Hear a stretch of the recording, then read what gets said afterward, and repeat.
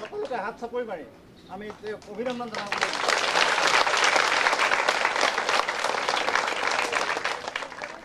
তৰফৰ পৰাও ছাৰক অভিনন্দন জ্ঞাপন কৰিছোঁ।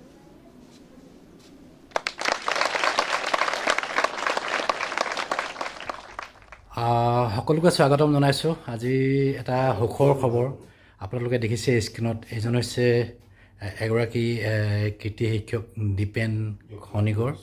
তেখেতে ৰাষ্ট্ৰীয় পৰ্যায়ত উজ্বলিবলৈ সক্ষম হৈছে আৰু যিহেতু কালি ঘোষণা হোৱা যি 50গৰাকী ভাৰতৰ 50গৰাকী শিক্ষকৰ ভিতৰত অসমৰ একমাত্ৰ শিক্ষক দুলীয়াজানৰ বকুলুনি চাৰিআলিৰ দীপেন খনিকৰ ডাঙৰীয়া, তেখেতৰ ওচৰত আমি আহিছোঁ। আমাৰ পৰিয়ালৰ তৰফৰ পৰা প্ৰথমতে আপোনাক আন্তৰিক অভিনন্দন জ্ঞাপন কৰিছোঁ।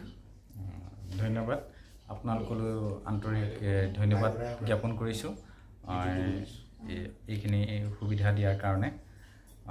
যোৱাকালি খবৰটো পাইছোঁ, খবৰটো পাই বহুত ভাল লাগিছে, বহুত সুখী অনুভৱ কৰিছোঁ। বিশেষকৈ মা দেউতা সুখী হোৱাৰ কাৰণে আৰু সুখী হৈছোঁ। মোৰ সহধৰ্মিনীয়েও এই ক্ষেত্ৰত বহুত সহযোগ আগবঢ়াইছে। মোৰ সহকৰ্মী শিক্ষক শিক্ষয়িত্ৰীসকল, মোৰ ছাত্ৰ ছাত্ৰীসকল আৰু মোৰ গুৰুসকল সকলোলৈ মই আন্তৰিক শ্ৰদ্ধা আৰু আন্তৰিক ধন্যবাদ জ্ঞাপন কৰিছোঁ।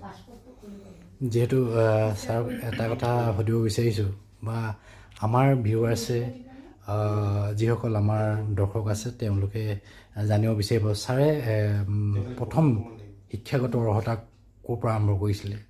প্ৰথম মোৰ প্ৰাথমিক বিদ্যালয় আছিলে শিৱসাগৰ আমগুৰি ভূঞা গাঁও প্ৰাথমিক বিদ্যালয়।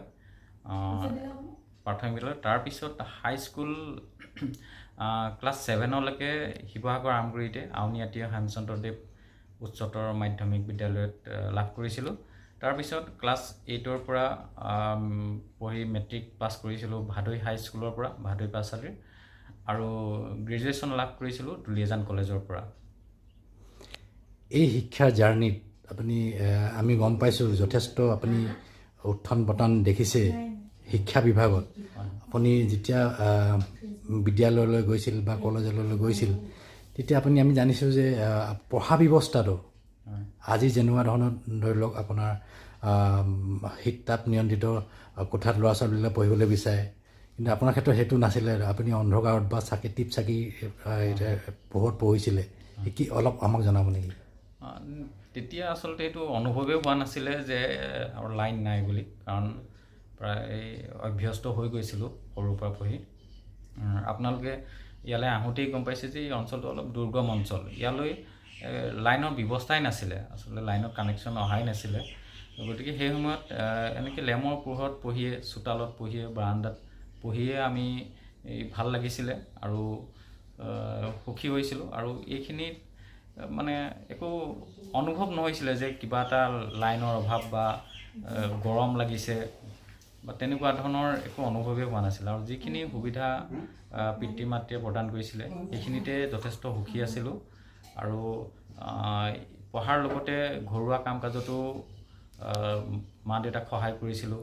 দেউতাৰ লগত পথাৰত গৈছিলোঁ, হাল বাইছিলোঁ, কোৰ মাৰিছিলোঁ, কঠীয়া তুলিছিলোঁ, ৰুইছিলোঁ। তাৰপিছত কলেজ খেতিয়কৰ সন্তান নহয় জানো? হয়। তাৰোপৰি মোৰ ককাইদেউ ভাদৈ হাইস্কুলৰ প্ৰথম লেটাৰ লৈ মেট্ৰিকত পাছ কৰিছিলে। তেখেতেও বহুত কষ্ট কৰিছিলে মোৰ কাৰণে। তেখেতে চব্জিৰ খেতি কৰিছিলে। ৰাতিপুৱা 5টা বজাত ভাদৈ পাঠশালীত হ'লচেলত চাইকেলত চব্জি লৈ যায় বেগত ভৰাই। যিখিনি পইচা পায় সেইখিনি পইচাৰে আমাৰ এডমিশ্যনৰ ব্যৱস্থা কৰে, কিতাপ পত্ৰৰ ব্যৱস্থা কৰে। গতিকে এই মুহূৰ্তত তেওঁলৈ মোৰ আন্তৰিক শ্ৰদ্ধা আৰু ধন্যবাদ জ্ঞাপন কৰিছোঁ। এটা কথা সুধিম ছাৰ, আজিকালি যিবিলাক ছাত্ৰ ছাত্ৰী পঢ়াৰ ক্ষেত্ৰত দেখিছোঁ আমি যথেষ্ট অৱহেলা কৰা দেখা পোৱা যায়। অৱশ্যে একাংশ শব্দটো মই আপোনাক কৈছোঁ। এতিয়া আপুনি এগৰাকী কৃতি শিক্ষক হিচাপে এনেকুৱা এটা মন্ত্ৰ দিয়ক আমাৰ দৰ্শকসকলক, যাতে ল'ৰা ছোৱালীবিলাক ভালকৈ শিক্ষা আহৰণ কৰিব পাৰে। কি ক'ব? প্ৰথম কথাটো হৈছে তেওঁলোকৰ অভিভাৱকসকলে বা বিদ্যালয়টো হওক তেওঁলোকৰ সকলো সময়তে তেওঁলোকৰ বেয়াটো চাব নালাগে। পঢ়িব নোৱাৰা বা এইটো কৰিব নোৱাৰা সেইটো কৰিব নোৱাৰা সেইটো নহয়, তেওঁলোকৰ কিছুমান ভালো থাকে, সেই ভালখিনি তেওঁলোকক দেখাবলৈ চাব লাগে, দেখুৱাবলৈ চেষ্টা কৰিব লাগে আৰু তেতিয়া অনুপ্ৰেৰণা তেওঁলোকে লাভ কৰি নিজেই আৰু ভাল হ'বলৈ চেষ্টা কৰে। আৰু এটা পৰিৱেশ পঢ়াৰ পৰিৱেশ এটা দিব লাগে। তাৰমানে কি হৈছে কেতিয়াবা এনেকুৱা হৈছে পঢ়াটো এটা বোজা হিচাপে তেওঁলোকে ভাবি লয়, কিন্তু পঢ়াটো এটা আনন্দদায়ক কৰি তুলিব পাৰি। সেইটো এই ক্ষেত্ৰত খালি বিদ্যালয়ৰ শিক্ষক শিক্ষয়িত্ৰীসকলৰ যথেষ্ট অৰিহণা আছে, যথেষ্ট ভূমিকা পালন কৰিব পাৰে। কাৰণ তেওঁলোকৰ মনত পঢ়াৰ প্ৰতি অধ্যয়নৰ প্ৰতি ধাউতিটো বঢ়াবলৈ আমি এটা পৰিৱেশ সৃষ্টি কৰিব লাগিব। ধন্যবাদ জ্ঞাপন কৰিছোঁ। আপোনাৰ সফলতাত পৰিয়ালটো আছে, পৰিয়ালটো আমি দেখাব লাগিব নিশ্চয়, আমাৰ দৰ্শকে চাব বিচাৰিব।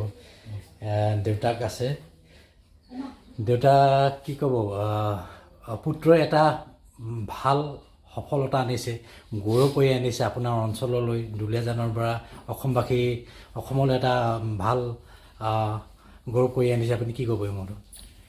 এইটো বিষয়লৈ মইনো কিন্তু কম, কিন্তু এটাই কথা হয় কি যিখিনি সময়ত আমি ইয়াত বসবাস কৰিবলৈ আহিলোঁ সেইখিনি সময়ত এইখন এটা দুৰ্গম অঞ্চল আছিলে, হাবি জংঘলে ভৰা, কিন্তু কোনো লাইটৰ কোনো ব্যৱস্থা নাই।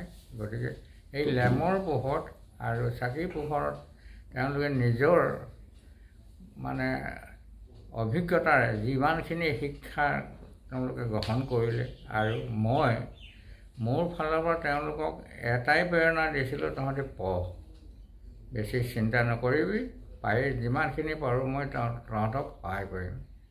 সেই কথাষাৰতে ৰাখি পেলাই নি তেওঁলোকে লাহে লাহে ইমানখিনি আগবাঢ়ি গৈ আজি এই ৰাষ্ট্ৰীয় পৰ্যায়ত তেওঁলোকে নাম কৰিবলৈ মানে সক্ষম হৈছে। তাৰ কাৰণে অশেষ ধন্যবাদ আৰু অশেষ চেনেহ, মৰম চেনেহ দি পেলাই তেওঁ যেন আৰু আগবাঢ়ি যায় তাৰ কাৰণে মই ভগৱানৰ ওচৰত প্ৰাৰ্থনা কৰিছোঁ। নিশ্চিতভাৱে। মাতৃগৰাকী আছে, কি ক'ব, কেনেকুৱা লাগিছে? এই তোমালোককো আশীৰ্বাদ দিছোঁ আৰু অটৰখন এতিয়া ইমান হেৰি জেগাত যে আহি আজি আমাৰ ঘৰত উপস্থিত হৈছাহি, সেইটোৱে ধন্যবাদ দিছোঁ। আৰু আনন্দও লাগিছে বাৰু শুনিব পাই এইটো খবৰ। মই মনতে ভাবিছিলোঁ ই দুটা অকণমান দয়ে বামে যাব পৰা, ই বোলে কাগজ কলমেহে চলিব পাৰিব, সেইকাৰণে ভগৱানে ইয়াক কাগজ কলম দিলে। এই কাগজ কলমে চলি আজি ইমানখিনি আগবঢ়াইছে, উজ্বলাইছে। সেইটো আশীৰ্বাদ দিছোঁ আৰু ভগৱানক। সেইটো ধন্যবাদ।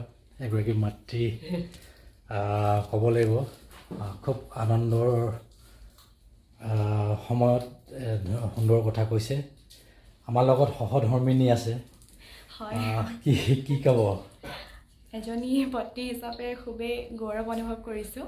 আজি তেওঁ ইমানখিনি আগবাঢ়ি যে গৈছে, তেওঁৰ কষ্টৰ ফলত যথেষ্ট কষ্ট হৈছে, আৰু অনাগত দিনতো যেন এনেকৈ আগবাঢ়ি যায় তাকে আশা কৰিলোঁ। আৰু এটা কথা কয় যে পুৰুষৰ সফলতাত এগৰাকী মহিলা থাকে, মহিলা নিশ্চয় পত্নীও আছে, সহযোগ কৰিছে, মাতৃও আছে, সমান্তৰালভাৱে দেউতাকো আছে, দেউতাকৰ কোনো গুণে কম নহয়। আমি আৰু দেখাইছোঁ পৰিয়ালৰ লোক আহিছে, দাদা কি ক'ব এই মুহূৰ্তত? প্ৰথমতে তাৰ এই সফলতাত পৰিয়ালৰ এজন সদস্য হিচাপে তালৈ শুভেচ্ছা জনাইছোঁ। আৰু শিক্ষাৰ ক্ষেত্ৰত সি যিখিনি কাম কৰিছে অনাগত দিনতো যেন সি কৰি থাকে তাৰে কামনা কৰিছোঁ। ধন্যবাদ জ্ঞাপন কৰিছোঁ। ছাৰ, শেষত কি ক'ব আপুনি? শেষত মোৰ সকলো যিসকলে এই ক্ষেত্ৰত মোক অনুপ্ৰেৰণা যোগাইছিলে সকলোৱে আন্তৰিক ধন্যবাদ জ্ঞাপন কৰিছোঁ। আৰু আমাৰ ভৱিষ্যত সমাজখন যাতে আমি যিখন পৃথিৱী আমি বাস কৰি আহিছোঁ, সেই পৃথিৱীখন দিনে দিনে পৰিৱৰ্তন হৈ আহিব ধৰিছে, আৰু পৰিৱৰ্তনটো ভাল হোৱা নাই, এইটো বেয়া দিশত হৈ গৈ আছে। গ্ল'বেল ৱাৰ্মিং, এই ক্ষেত্ৰত কিন্তু আমাৰ শিক্ষক সমাজৰ বহুত কৰিবলগীয়া আছে, ছাত্ৰ ছাত্ৰীসকলৰ আছে। গতিকে আমাৰ ভৱিষ্যত প্ৰজন্মৰ বাবেও যাতে পৃথিৱীখন আমি উপযোগী কৰি ৰাখোঁ, তাৰ কাৰণে সকলোৱে আমি একেলগে কাম কৰিব লাগে। কাৰণ পৃথিৱী থাকিলেহে জীৱন আছে, জীৱন থাকিলেহে এইবোৰ ধন সম্পদ ক্ষমতা এইবোৰৰ মূল্য আছে। ধন্যবাদ। ধন্যবাদ জ্ঞাপন কৰিছোঁ ছাৰ। যিহেতু এটা ইমান ধুনীয়া খবৰ দুলীয়াজানৰ লগতে অসমবাসীলৈ আপুনি এটা সুন্দৰ বাৰ্তা কঢ়িয়াই লৈ আহিছে, আপুনি সফল হৈছে। গতিকেলৈ আমি আমাৰ পৰিয়ালৰ তৰফৰ পৰা আপোনাক পুনৰবাৰ অভিনন্দন জ্ঞাপন কৰিছোঁ, শুভেচ্ছা জ্ঞাপন কৰিছোঁ। এইখিনিতে আমি লগ পাইছোঁ জ্যেষ্ঠ সাংবাদিক দুলীয়াজানৰ প্ৰণৱজিৎ বৰা। কি ক'ব মুহূৰ্তত? প্ৰথম কথা, তেখেতলৈ আমাৰ পৰিয়ালৰ তৰফৰ পৰা ধন্যবাদ, কৃতজ্ঞতা প্ৰকাশ কৰিছোঁ। আৰু ইয়ালৈ আহি আজি এটা নিজকে কিবা অপৰাধী নিচিনা অনুভৱ কৰিছোঁ। কাৰণ এইগৰাকী শিক্ষকে ইমান ধুনীয়া এটা তেওঁ সুনাম কৰিছে বা গৌৰৱ অৰ্জন কৰিছে। তেওঁ কিন্তু প্ৰচাৰ বিমুখ হৈ আছে।